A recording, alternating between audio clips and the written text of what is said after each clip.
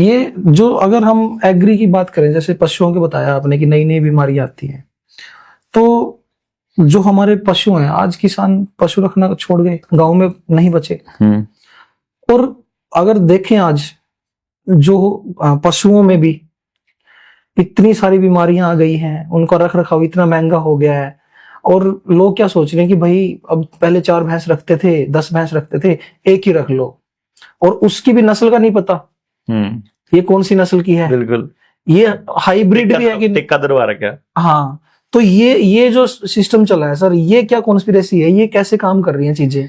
दूध नहीं बचा, आज जितने का हम खिला रहे हैं उनको, वो पूरे दिन में उतना दूध नहीं दे पा रहे। देखो जी, ये क्या है, मैंने आपको एक चीज बताई थी कि जैसे शिक्षा, स्वास्थ्य, न्याय, राजनीति, खेती और धर्म, इसमें खेती भी आता है। हाँ जी। खेती में और पशुपालन में, खेती और पशुपालन एक दूसरे के पूरक है। बिना पशुओं के खेती नहीं होती, और बिना खेती के पशु न रखे कभी कोई व्यक्ति नहीं रखना चाहिए। नहीं रख सकता। तो खेती बोलो या पशुपालन बोलो, एक ही चीज बोलेंगे। हाँ, एक ही बोली जाएगी। तो इसलिए मैंने खेती बोला है, पशुपालन इस लाइन में नहीं बोला है। ठीक है। तो जब आप खेती करते हैं, खेती में मांसपेशीय ऊर्जा का इस्तेमाल किया जाएगा, वो खेती आपके लिए हितकारी होगी। ठीक है। इसलिए बाबा नानक ने भी किरत करने को बोला है, उन्होंने भी मेहनत करने को बोला है, कर्म करने को बोला है। उन्होंने भी जब किरत करने के साथ साथ उन्होंने ये भी बोला है कि मेहनत करके दब के वात, है ना, उनकी एक लाइन ऐसी, हाँ, रज के खा। हाँ, दब के वात रज के खा। हाँ, तो दब के वात रज के खा। हाँ, ठीक है।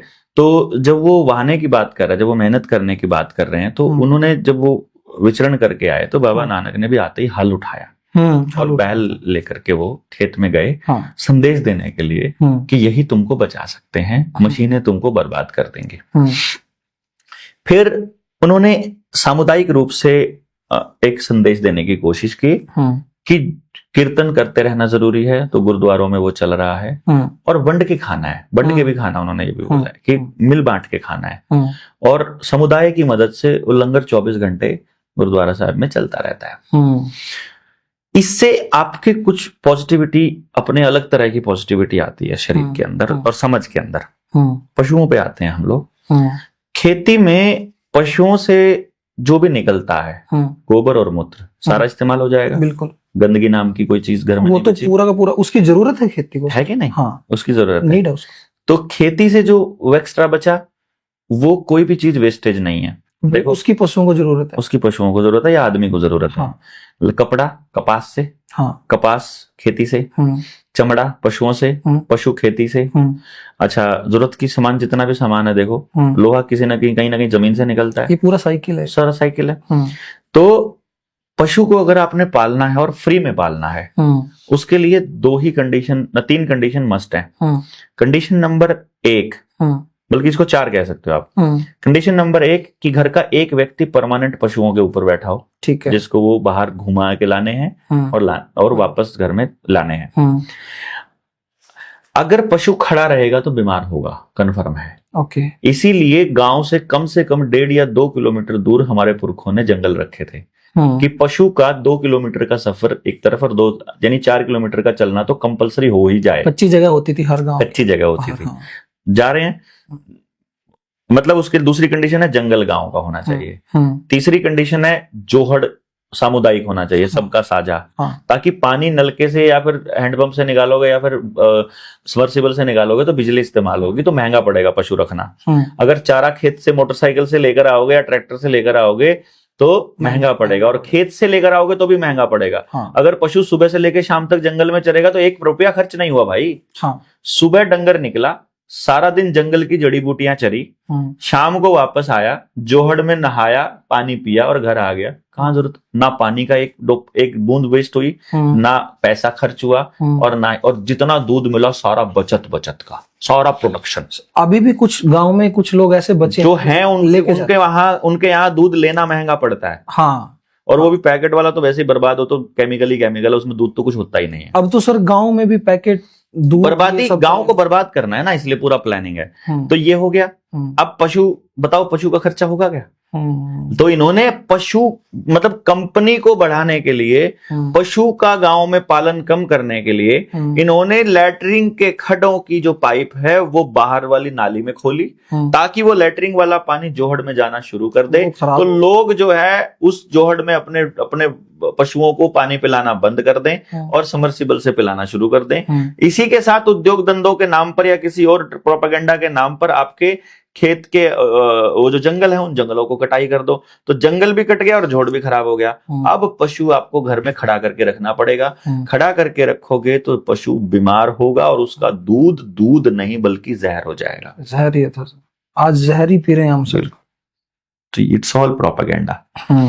गांव के डंगर जो जैसे जोटा है, बैल है, खागड़ है, वो खत्म हो जाएंगे।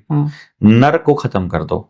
आप जो ये टिक्के आते हैं ना, पहले क्या था, काटड़ी अच्छी हुआ है, बाछड़ी अच्छी हुआ है, ये जितने टिक्के धरे जाओ सब में काटड़ी और बाछड़ी पैदा हुआ है। हाँ। जब गांव में काटड़ू और बाछड़ू नहीं बचेगा तो बीज के बिना डांगर कहाँ रह जाएंगे। आज मेल नहीं होते सर, मैं वही तो कह रहा हूं, मेल नहीं बचे हैं।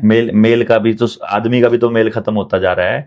करनाल में 2023 में 1,38,000 बच्चा IVF से पैदा हुआ है और 1,86,000 बच्चा रोहतक से हुआ। मुझे 2 ही जिलों का आंकड़ा पता है अभी फिलहाल। IVF के तो बड़े शानदार हॉस्पिटल बन रहे हैं आजकल हर जगह। तो इसका मतलब मेल तो हमारा भी खत्म हो रहा है।